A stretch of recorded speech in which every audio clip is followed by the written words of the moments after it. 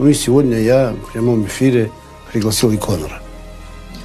Да? Да, я сделал такое заявление, пригласил Конора в гости. И почему бы, значит, ему не посетить Дагестан? Вы на самом деле его простили? Да. Вот, абсолютно. Вот понимаете, вот... За те оскорбления? Вот. Нет, это все прошлое. Нельзя останавливаться, жизнь продолжается. Tidak bisa dipungkiri, setelah dibuka oleh drama besar UFC 229 Khabib vs McGregor, UFC menjadi cukup populer di Indonesia, utamanya adalah fighter Dagestan yang berhasil mendapatkan tempat tersendiri di hati banyak fans UFC Indonesia. Hal ini tidak berlebihan karena selain memang banyak dari mereka adalah fighter hebat, faktor agama dan attitude yang mayoritas memang berakhlak baik juga menjadi faktor X yang menjadikan mereka dicintai oleh banyak fans UFC Indonesia. Ya sebaliknya juga ada sih, yang benci juga banyak. Dan sudah sering saya bilang bahwa mencintai petarung karena faktor agama atau akhlak sama sekali bukan hal yang dilarang. Dan faktanya UFC juga memanfaatkan itu untuk mendapatkan target market yang lebih luas.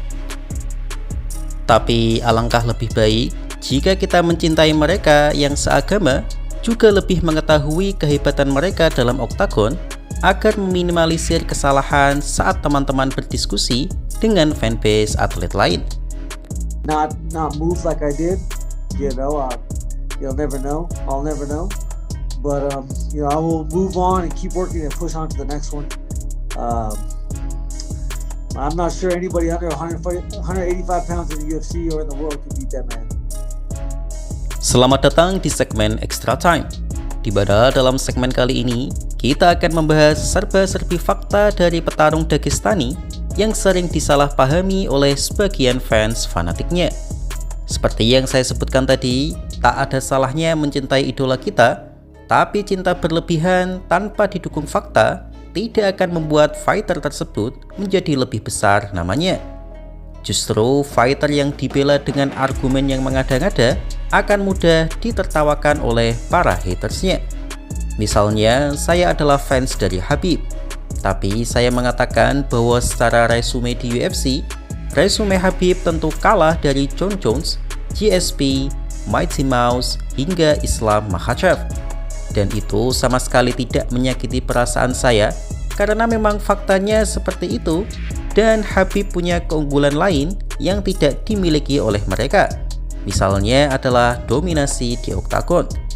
Di video kali ini kita akan membahas beberapa kesalahpahaman yang sering dialami oleh beberapa fans petarung Dagestani di Indonesia. Jadi langsung saja kita mulai. И наша религия должна показать милосердие не на словах, а на деле. Если он приедет, вы увидите то же самое. Примем его как дорогого гостя. И Кhabib примет его также. Но и Кhabib никогда, значит, чего объявлял я, значит, он это не отрицал. Таковы правила игры, вековые традиции нашей республики. Yang pertama adalah nama Khabib. Yaps, meskipun saya sudah sering klarifikasi, tapi tetap saja banyak yang mempertanyakan kenapa saya menyebut nama lengkap Khabib sebagai Nurmuhammadov dan bukan Nurmagomedov. Bahkan ada juga yang menyebut saya wagu karena mengatakan nama itu. Padahal saya hanya mengikuti idola saya saja, karena Khabib tak pernah menyebut namanya sebagai Nurmagomedov. Nurmagomedov adalah pelafalan yang dilakukan oleh para komentator dan media Amerika Serikat karena sulit sekali mereka mengucapkan Nurmuhammadov di lidah mereka. Jadi Nurmagomedov tak pernah keluar dari mulut Khabib. Hal ini karena nama Magomed sendiri sebenarnya adalah Muhammad. Karena itu dalam akun Twitternya, Magomed Ankalaev menuliskan namanya sebagai Muhammad Ankalaev. Jadi nama marga Khabib sebenarnya adalah Nurmuhammadov dan bukan Nurmagomedov. Meskipun ia tidak menolak jika dipanggil Nurmagomedov, tapi sebagai fans saya perlu mengikuti pelafalan idola saya. Jika teman-teman tidak percaya, coba perhatikan cuplikan video ini. Khabib Abdulmanapovich Nurmuhammadov. This is my correctly. Kedua adalah anggapan Islam Makhachev sebagai juara 3 divisi. Yap, sayang sekali ada beberapa teman-teman yang masih beranggapan bahwa Islam Makhachev adalah juara 3 divisi UFC. Alasannya adalah selain sudah mengantongi 2 sabuk, Makhachev juga sudah mengalahkan Alexander Volkanovski sebanyak 2 kali yang berstatus sebagai juara kelas bulu. Karena itu, sah-sah saja jika ada yang mengklaim bahwa Makhachev telah menjuarai 3 divisi karena mengalahkan 3 juara dunia. Lalu, apakah ini benar? Tentu saja tidak benar, karena untuk memenangkan sabuk di divisi tertentu, seorang fighter harus mengalahkan 2 hal. Pertama, jelas adalah sang juara atau sang penantang, dan yang kedua adalah timbangan. Islam Makhachev tidak pernah bertarung dan tak mungkin bisa memotong berat badan sampai di kelas 145.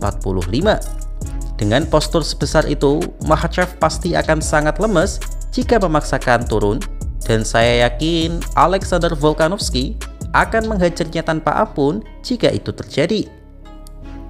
Makhachev sendiri tak pernah mengklaim status triple champ, bukan karena ia humble, tapi faktanya ia bukan triple champ. Karena itu, ia sangat respect dan hormat pada Alexander Volkanovski yang bersedia datang di kelas Makhachev dan memberikan pertarungan terberat Islam Makhachev dalam pertarungan gelar sejauh ini. Bahkan Makhachev sudah dari lama mengatakan saat JDM ingin membalaskan dendam Volkanovski dengan merespon, JDM bukanlah Volkanovski, yang mengindikasikan bahwa Makhachev menganggap Volkanovski jauh lebih baik dari JDM. Go back to that first fight in Russia. This has been universally called the toughest fight that you've had in your entire career. No. But I'm just trying to tell you. Just watch fight with Volkanovski. Selanjutnya adalah semua petarung Dagestan merupakan tim Khabib. Yaps, ini juga anggapan yang sering sekali menimbulkan kesalahpahaman. Mereka memang berasal dari negara dan agama yang sama. Mereka juga berhubungan baik layaknya sahabat, tapi tidak semuanya adalah tim Khabib. Tim Khabib adalah legacy dari sang legend Abdulmanap Nurmuhammadov yang memiliki standar tinggi akan kedisiplinan. Bukan berarti tim lain tidak disiplin, tapi kedisiplinan yang diterapkan Abdulmanap memiliki standar militer. Ya, karena memang background Abdulmanap sebagai seorang veteran tentara dan melatih murid-muridnya untuk menjadi petarung hebat dan bukan manajer toko retail. Karena itu, salah satu cara paling mudah membedakan mana tim Khabib dan yang bukan adalah potongan rambut mereka.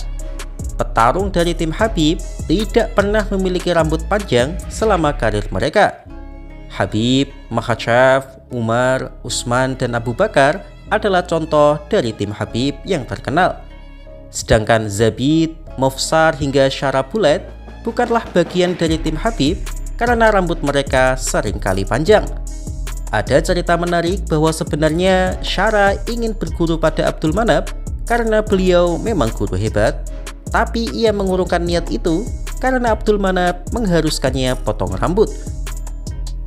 Shara menolak itu dan lebih memilih perguruan lain karena ia beralasan akan sulit untuk mendapatkan cewek jika rambutnya tidak menarik. Karena itu, grappling Shara adalah salah satu yang paling lemah di antara petarung Dagestan di UFC. Islam Makhachev pun sempat pernah ditolak oleh Abdulmanap ketika ingin berguru karena awalnya rambutnya panjang. Tapi Makhachev nurut dan bersedia potong rambut karena ia yakin Abdulmanap adalah sosok guru terbaik baginya.